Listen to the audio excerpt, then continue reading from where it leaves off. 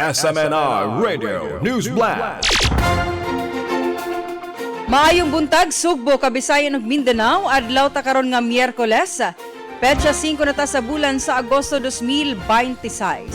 Ubalik kanyo mga partner sa paghatod og mabalitang impormasyon sa dagawasan nason nga nahipo sa DYAR, SMNI Radio Cebu News Center. Kini si ka-partner Genevieve Ocampo ang inyong tigbalita ug ato makauban sa technical side si Engineer Philips de la Serna. SMNR Radio News Blast.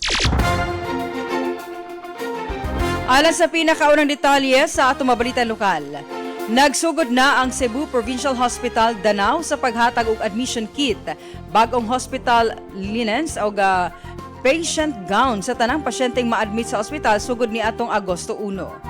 Suma sa ospital kabahin kini sa ilang paningkamot sa pagpauswag sa kalidad sa healthcare services ug paghatag og mas komportable ug hapsay nga pag-atiman sa mga pasyente.